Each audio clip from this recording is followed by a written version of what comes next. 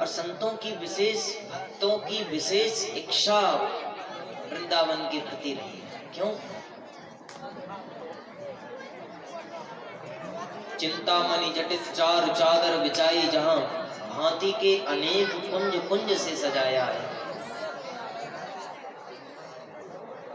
देखो, घूमने फिरने की जगह संसार में बहुत है, परंतु भक्तों के वास हेतु वृंदावन बना। घूमने जाना है तो खूब दिल्ली मुंबई घूमो, खूब ताजमहल लाल किला घूमो, परंतु यदि भगवान का अनुग्रह पाना है तो वृंदावन जाना चाहिए। कुछ लोग घूमने फिरने की जगह वृंदावन को बना लेते हैं, और जिन्होंने घूमने फिरने की जगह बनाई उन्हीं की वजह से वृंदावन में कुछ गंदगी आ जाती है। तो हमारा भी विशेष मन वृंदावन जाने का तभी हो जब भगवान की कृपा, उनके दर्शन करें। वहां जाकर विषय भोग घूमना फिरना नहीं है। वृंदावन जाओ तो केवल भगवान के दर्शनों के लिए जाओ, घूमने फिरने के लिए नहीं। वृंदावन की झांकी बड़ी प्यारी है, परंतु हमने उसे अलग ही कर दिया, गंदगी मचा के फेंक दी। निर्मल नीर बहती यमुना में, मीराबाई ने जिस भजन में गाया उसमें कहा, यमुना में निर्मल नीर बहत जमुना में। निर्मल जल यमुना में बहता है, और नदियों में सबसे ज्यादा मैली, बहुत बड़ी नदियों में सबसे ज्यादा मैली यमुना जी को हमने बना के रख दिया। क्यों? क्योंकि हमने घूमने फिरने का अड्डा ही बना लिया है।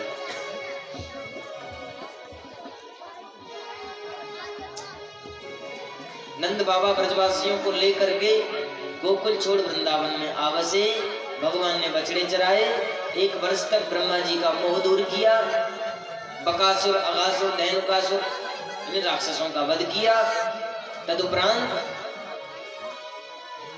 कालिया नाग का उद्धार करने के लिए कन्हैया एक बार गैया चराते चराते काली दह पर पहुंचे, और कालिया नाग का उद्धार करने के लिए भगवान कदम्ब के वृक्ष पर चढ़ करके छलांग लगा दी पानी में। अब यहाँ पर जो गेंद वाली बात आती है, भगवान ने गेंद फेंकी फिर उसे लेने गए, ये सब दंत कथाएं हैं। भागवत में ऐसा कोई जिक्र नहीं है। सीधे भगवान यमुना जी में छलांग लगाई, पर मैया के जब छलांग लगाई काली दह में, मैया के हृदय में धक्का सा लगा। बलराम को जाके बोली, बेटा जब जब तू कन्हैया के साथ रहे तब तक कोई बाकी कोई चिंता ना रहे, पर आज तू आगे संग नहीं है तो मुझे बड़ी चिंता हो रही है। बलराम जी बोले, चल कन्हैया बुला लिया है। टेंशन काय को करे भैया। नंद बाबा, मैया, यशोदा, गोपी वालों को साथ लेकर दाऊ जी जब काली दह पर पहुंचे तो मैया को पता चला कि लाला तो काली दह में कूद गए हुए। तो मैया तो सुनते के साथ ही बेहोश हो गई, बाबा भी बेहाल हो गए। अपना दाऊ महाराज बेचारे कहूँ मैया संभाले, कहूँ बाबा समझावे। और दह में कूदे कन्हैया, नाग पत्नियों ने जब देखा तो कन्हैया को देख करके कालिया नाग की 2 पत्नियों ने बड़ी प्रसन्नता हुई, कितना सुंदर बालक है। यमुना जी में कन्हैया के पास आकर नाग पत्नियां कहने लगी, ए बालक कौन हो तुम? कौन दिशाते आयो रे बालक, और कहा तुम्हारो नाम है? कौन सखी के पुत्र जो कहियो, कहा तुम्हारो गांव है। नागपत्नियों ने पूछा, क्या नाम है, कहां से आए हो, कौन से गांव के हो? भगवान ने भी उत्तर दिया, पूरब दिशा ते आयो री नागिन, और कृष्ण हमारो नाम है। मात यशोदा पिता नंद जी, गोकुल हमारो गांव है। पूर्व दिशा से, गोकुल से, नंद के पुत्र, यशोदा के पुत्र कृष्ण नाम है हमारा। परिचय दिया भगवान ने तो नागपत्नियां कहने लगी, सुनो, लय बालक गलहार माला, और 1.25 लाख की बोरियां, इतनो ले घर जाओ रे बालक, नागते दम में चोरियां। ये हार ले जाओ, ये मणि ले जाओ, पर यहाँ से चले जाओ। जो चाहिए वो ले जाओ, पर यहाँ से चले जाओ, हमारे पति जाग गए तो तुम्हें मार देंगे। कन्हैया बोले सुनो, ना चाहिए गलहार माला और 1.25 लाख की बोरियां। मात यशोदा दही बिलो में तेरे, नाग की करूं मैं डोरियां। ये मणि मोतियां अपने पास ही रखो, ये हमें नहीं चाहिए। हम इसलिए आए हैं क्योंकि हमारे घर में 9 लाख गैया हैं। लंबा चौड़ा दूध दही होता है, और मेरी मैया यशोदा जब रही से जब माखन चलावे तो दही में मथानी रस्सी होती है। मथानी में जो रस्सी, रहिया में जो रस्सी लगी होती है वो बार बार टूट जाती है, क्योंकि बहुत सारा दूध होता है। रोज रोज नई नई रस्सी लगानी पड़ती है। तो मैंने सोचा आज परमानेंट रस्सी ले चले, तेरे नाक को नथ के मैया की रही में लगा दूंगा और ये रस्सी फिर कभी टूटेगी नहीं। नाग पत्नियों ने देखा तो बड़ी क्रोधित हुई। देखने में कितना प्यारा है, पर बातें देखो कितनी जहरीली हैं। क्रोधित हो गई नाग पत्नियां। कालिया नाग के पास जाकर के नाग को उठाने लगी। पैर छूमे भुजा मरोड़े और नागिन नाग जगाइया। उठो उठो बलवंत योद्धा, बालक नाथन आइया। नाग पत्नियां बोली देखो महाराज, ये छोटा सा बालक आपको नथने के लिए आया है। कालिया नाग ने जब सुना तो फुंकार मारकर क्रोधित होकर के उठ खड़ा हुआ और भगवान को अपने पूरे शरीर से जकड़ लिया। भगवान ने भी देर नहीं की, मन में सोचा ब्रजवासी घबरा रहे हैं। अपने शरीर को चौड़ा करके छलांग लगा के सीधे पहुंच गए, ऊपर चढ़ गए। छलांग लगा के नाग के फन पर 101 फन है, जिस फन पर कन्हैया खड़े हैं तो दूसरे फन से फुंकार मारता है डसने के लिए, पर जिस फन से फुंकार मारता है भगवान उसी फन पर चरण रखते हैं। अलग अलग फनों पर चरण रखते जा रहे हैं। देवताओं ने जब देखा तो आकाश से पुष्पों की वर्षा करने लगे, नगाड़े बजाने लगे देवता कि भैया रस्सी पर और धरती पर नाचने वाले नट बहुत देखे, पर सांप के फनों पर नाचने वाला नटवर पहली बार देख रहे हैं। और देवता नगाड़े बजा रहे हैं और भगवान उसी नगाड़े की धुन पर नाग के फनों पर नृत्य कर रहे हैं। सूरदास जी का सुंदर वर्णन है। तांडव गति मुंडन पर नाचत गिरधारी, तांडव गति मुंडन पर नाचत गिरधारी, तांडव गति मुंडन पर नाचत गिरधारी, तांडव गति मुंडन पर नाचत गिरधारी।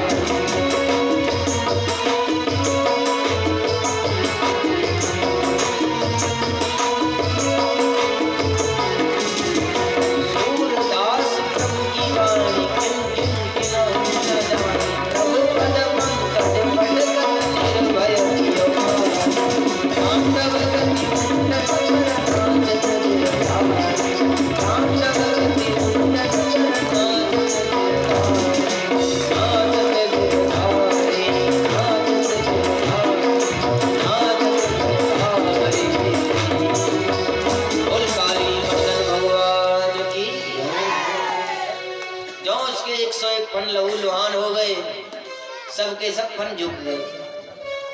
नाग पत्नियां हाथ जोड़ के बोली महाराज हमारे पति से आपको पहचानने में भूल हो, क्षमा कर दीजिए, नीचे उतर आइए। भगवान जो नीचे उतर के आए सांप के फनों से, कालिया नाग फिर से फुंकार मारने के लिए तैयार तन के खड़ा हो गया। नाग पत्नियों की तरफ देख के कन्हैया बोले देख ले अकड़ना भैया भाई, फिर से ऊपर चढ़ूं क्या? कालिया नाग बोला अच्छा मेरी गलती क्या थी जो तुमने मुझे मारा, क्या गलती है हमारी? कन्हैया बोले बारे तेरी वजह से पूरी यमुना मैली हो रही है, काली दह के ऊपर से कोई पक्षी भी निकल जाता है तो जहर के मारे बेचारा वहीं गिर के मर जाता है। तू कह रहा मेरी गलती क्या थी? बात सही है।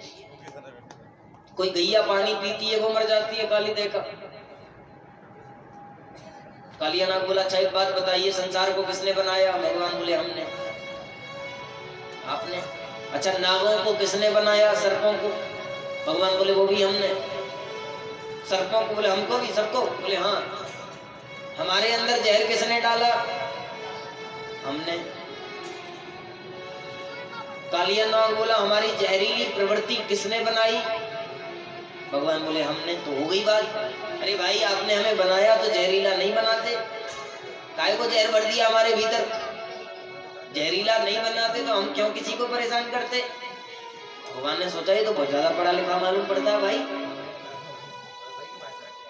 भगवान से बहस करने वाले तीन हैं, काली, बाली और बली। राम जी ने सुग्रीव के भाई बाली को मारा तो बहुत उसने बहस की राम जी से। मैं वैरी सुग्रीव प्यारा, कारण कमल नाथ मोहि मारा, धर्म हेतु अवतरे गोसाई, मारे मोहि व्याध कीना। बहुत बहस की। बलि ने भी भगवान से बहुत बहस की। जब 3 पल भूमि में भगवान ने उसका सर्वस्व छीन लिया। यहाँ कालिया नाग ने भी बहुत बहस की। भगवान ने कहा भैया हमने तुम्हें बनाया, जहरीला बनाया तो तुम्हारे लिए अलग से लोक भी तो बना दिया रहने के लिए। पृथ्वी से तीसरे लोक में नागलोक है। पृथ्वी के नीचे तल, अतल, वितल। जो वितल नगरी है उसमें नागों की नगरी है वो। तो वहां जाके रहते क्यों नहीं? बोले हाँ वहां जाके ही रहते, पहले वहीं तो रहते थे, पर आपका जो वाहन गरुड़ है वो बहुत परेशान करता है, उसके मारे हम यहीं रहते हैं। और यहाँ उसे श्राप लगा है, यहाँ वो आ नहीं सकता। भगवान ने कहा जो हमारे चरणों के चिन्ह तुम्हारे मस्तक पर अंकित हो गए हैं तो निर्भय हो जाओ, जहां जाना है वहां जाओ। गरुड़ जी तुम्हें देखेंगे तो तुमसे मित्रता कर लेंगे, द्वेष नहीं रखेंगे। नाग, कालिया नाग अपने परिवार को लेकर के क्षीर सागर की ओर गमन किया। ब्रजवासी भी प्रसन्न हो गए। भगवान लगभग 6 वर्ष के हो गए। गैया चरा करके कन्हैया वन से लौट रहे थे। अचानक देखा कि मैया बहुत सारे पकवान बना रही है।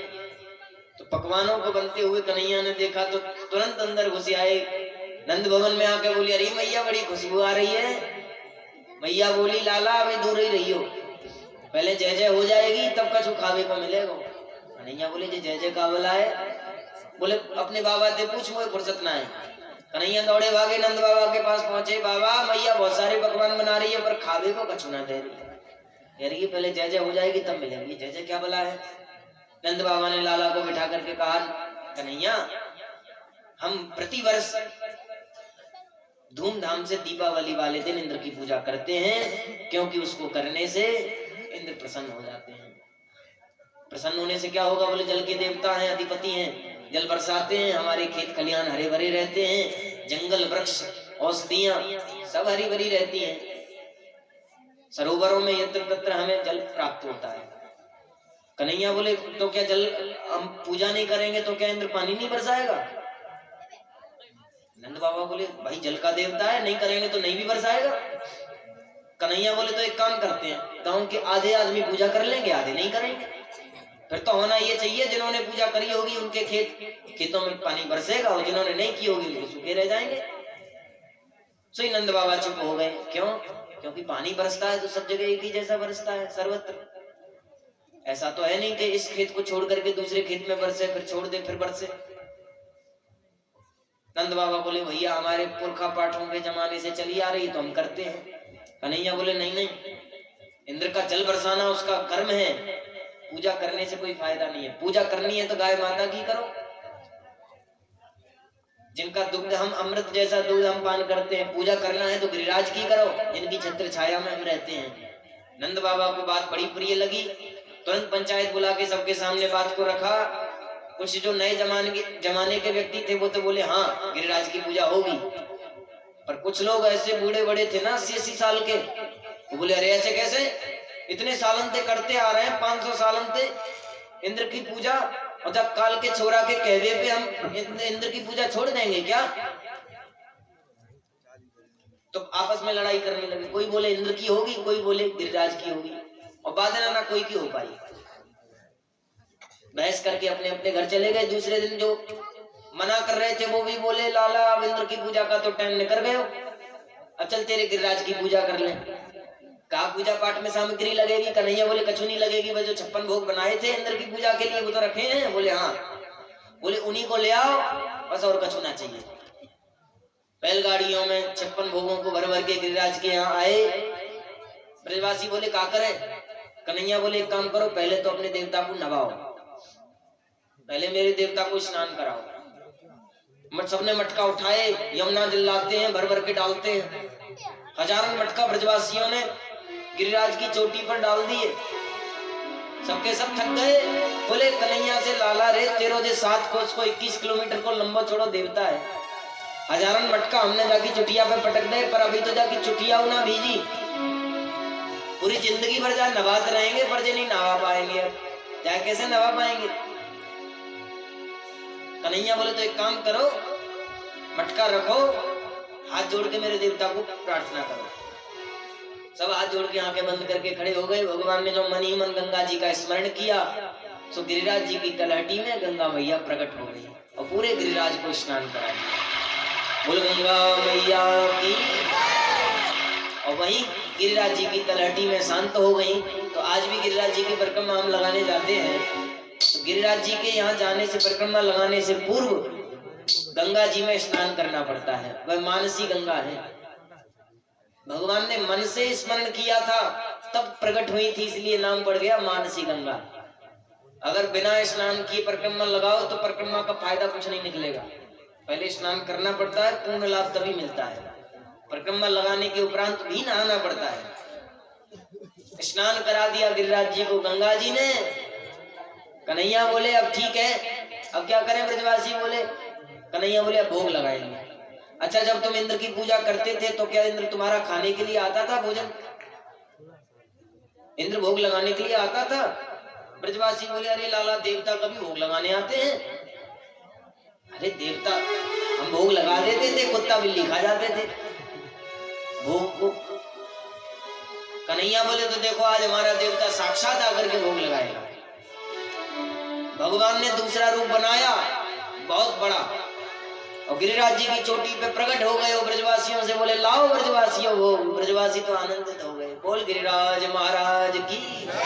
भोजन की थालियां लेकर के कन्हैया को दे दी, ले कन्हैया तू ही खवा अपने देवता को। भगवान ने ब्रजवासियों के हाथों में से थालियां ली और ऊपर पकड़ा दी। एक एक से खाने की किसको फुर्सत? थालियां जाती हैं और भगवान सीधा मुंह खोल के सीधी थाली मुंह में डाली और खाली करके भेज दी। भर भर के जा रही है थालियां, खाली हो के आ रही हैं।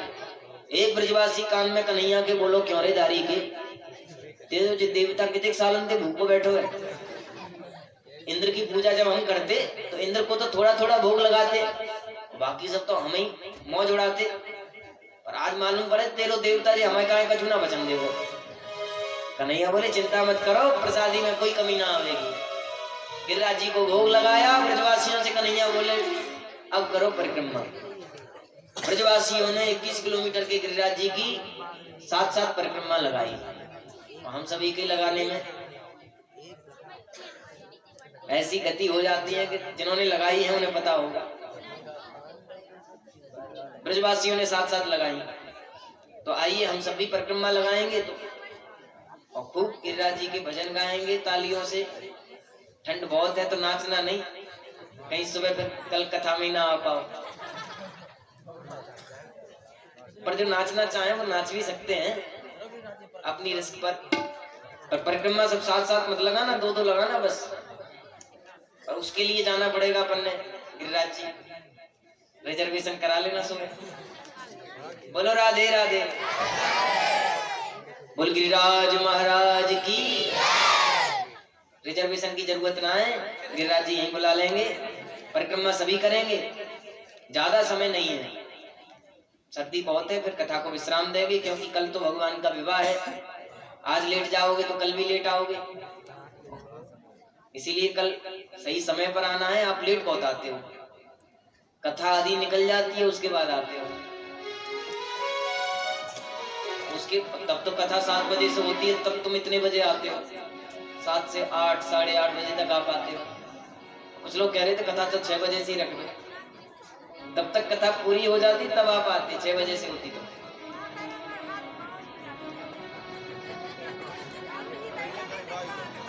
बोलिए गिरिराज जी महाराज की।